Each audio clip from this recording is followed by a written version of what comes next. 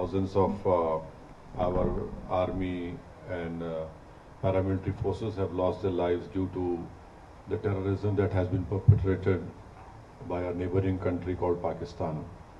And what happened in Pahalgam on 22nd of April was a ghastly massacre.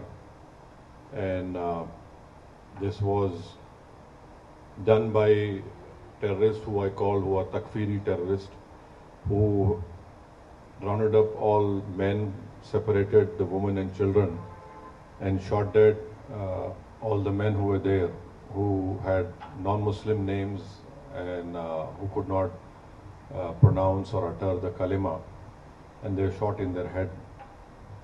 So this was the most gruesome massacre which took place in recent history in India. And as a result, subsequently, you know that my government had to reply on the 8th of May. And we had hit 9 headquarters of proscribed terrorist organizations which were proscribed by United Nations. And then subsequently, you know, developments that took place. The Pakistani DGMO had to call the India DGMO asking for a cessation of all firing. So we want to bring to your notice that Pakistan has been indulging in this terrorism for many, many years. And there has been many questions that why don't you speak to them? Why don't you talk to them?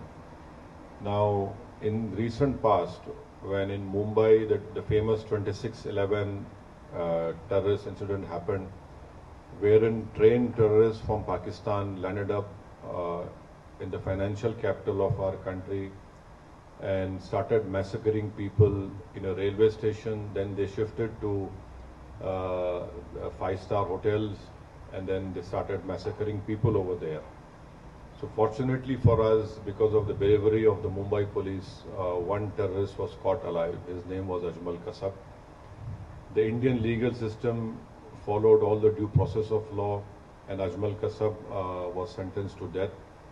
And Ajmal Kasab revealed many things. Our agencies were capable enough to record the audio conversations which a terrorist group sitting in Pakistan were having with terrorists who were killing Indians in 5-star hotels. And those conversations, they were clearly telling them, don't lose heart, kill as many Indians as you can and you'll go to Jannah. This was the conversations that were recorded. So after 26/11, my government headed by the then Prime Minister, Dr. Manmohan Singh, late Manmohan Singh, the Indian investigators went to Pakistan, gave them all the evidence, the DNA and everything. And even some American citizens were killed in this terrorist act. But you'll be surprised to know that nothing moved forward. Many times Indian investigators went to Pakistan, Lahore, Islamabad, but nothing moved forward. What made Pakistan move forward in this terrorist trial was when Pakistan was put in the FATF grey list, and one such meeting was held in Germany, and India wanted one Sajid Mir to be indicted. So the Pakistanis cleverly said he's dead. But the moment this important meeting was about to take place in Germany, Pakistan comes up to the committee of FATF and says, Sajid Mir is alive. So can you imagine a country which was saying he's dead, suddenly he is alive, and then the Pakistani government says that our courts have convicted him for some 5-10 years. But the main culprits of 26/11 are still scot-free. They were convicted for money laundering, not for terrorism. Pathankot happened after my Prime Minister went to Pakistan uninvited. And I want to put it on record, I was the one who criticized him for going over there. There were many opposition parties who criticized, why did my Prime Minister went uninvited from Afghanistan to Nawaz Sharif's place? But our air base was attacked, and we lost many personnel over there. The Prime Minister said, Pakistan wants proof, you send your own team. Can you imagine any country inviting a neighboring country's spy agency to come to Pathankot. They were invited. They had seen, they were given all the records, but nothing moved, nothing happened. So this talk of, oh, why don't you speak to Pakistan? Who do we speak to Pakistan? You know, we have been cooperated with them, but Pakistan had never been forthcoming. So Pakistan army, Pakistan deep state is hell-bent on destabilizing India. We don't run, as our head of delegation must have told you, India does not run any terrorist camps. India does not indulges in any terrorism in anywhere. And now Pakistan has the cheek to say all these things. So the best thing now, which the Kingdom of Saudi Arabia, the Kuwait government and the Bahraini government, we have requested them when the delegation had met that they must ensure that Pakistan must be brought back in FATF grey list. That is where we will be able to control this terror financing of all these terrorist organizations. And do you know that when this person was made the field marshal in Pakistan, a US designated terrorist called Muhammad Ehsan was sitting right beside the field marshal. So this is complete. He's a US designated terrorist called Muhammad Ehsan.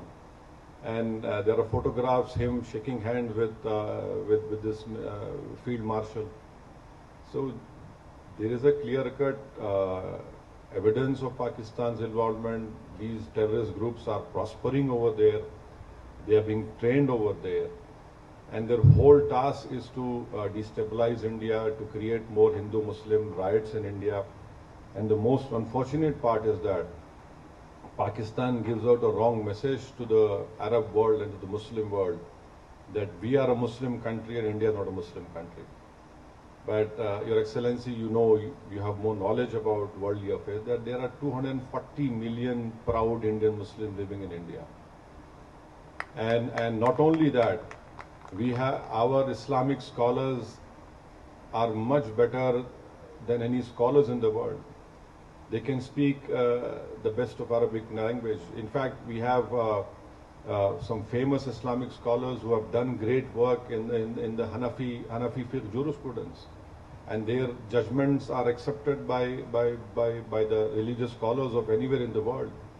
So this Pakistan's false propaganda that India is hurting us because we're a Muslim country, it is completely wrong. And in fact, Pakistan, if it stops these Takfiri terrorist groups, there will be stability in South Asia, there will be progress in South Asia. And Pakistan has put obstacles even in the SAARC. India wanted a bilateral railway agreement between all the SAARC countries. India wanted Bangladesh, India train, but Pakistan has always not allowed it. So we hope that our delegation, which is here on this purpose to request you to bring to your light what Pakistan has been doing in India, and this false propaganda of Pakistan that they have this great military prowess and nothing like that. What happened on the 9th? Their 9 air bases were targeted. If India had wanted, we could have completely damaged those air bases, but we wanted to show them a mirror and say that, look, we are warning you, don't do it. Don't force us to go on that path, wherein instead of creating a crater, we'll create graves for you. But 9 terrorist organizations' headquarters were targeted, and another shocking thing was this person who led the Namaz-e-Janaza of all those terrorists who were killed over there. The Namaz-e-Janaza was performed by a person who's again a designated US terrorist. And in Namaz-e-Janaza you have these proscribed organization members along with the Pakistani army. So this is a clear proof, and this TRF, which is a new name for LET, we had gone to the United Nations not once, 4 times, and told the United Nations Sanction Committee 1624 that This is a new name of this terrorist organization. We said this in December 23, we said this in now May 24, and unfortunately our fears had come true, and we lost 26 young people. A girl who got married 6 days ago became a widow on 7th day. So these are all tragedies which we have been facing. So for us, this is not a matter of to do politics.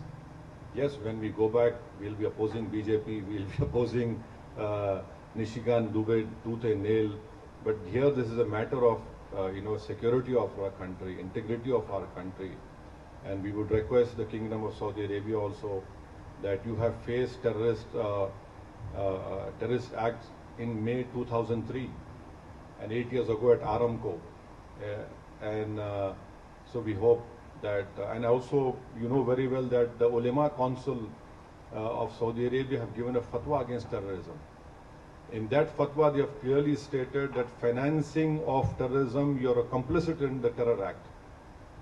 We hope that the Kingdom of Saudi Arabia has stood with us, and we are proud of the relationship which we have with Kingdom of Saudi Arabia. There are 2.7 Indians who are living over here comfortably, and they are part of, they send around about 6% of foreign exchange to India. There are many Indian companies who are investing in India. The bilateral trade is to the tune of $49 billion. I hope it increases.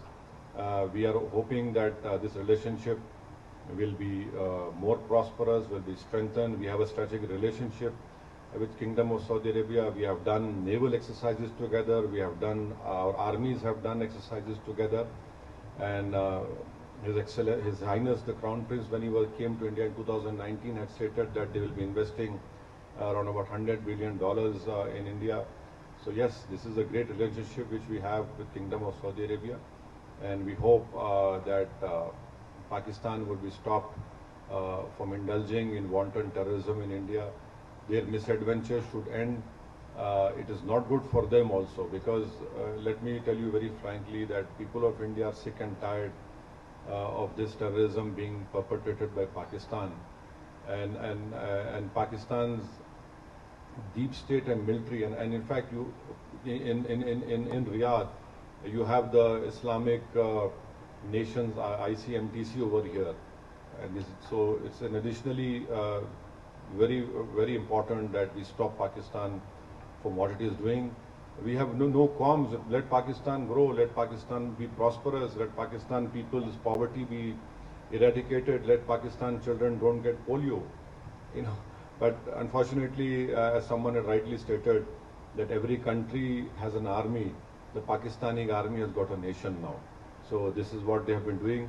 I hope that whatever our delegation has met His Excellencies in our visit of today and yesterday and tomorrow also, we hope that a positive response would be there. And so this is what we have been trying to impress all of you, and we require your support. We require indulgence at a crucial period of our time, so that India becomes more stronger. And in a stronger India is not threat to anyone. And Pakistan is a threat to, their deep state is a threat to humanity. So these are a few words I had to say. Thank you so much for allowing me to say what I have to say. Thank you.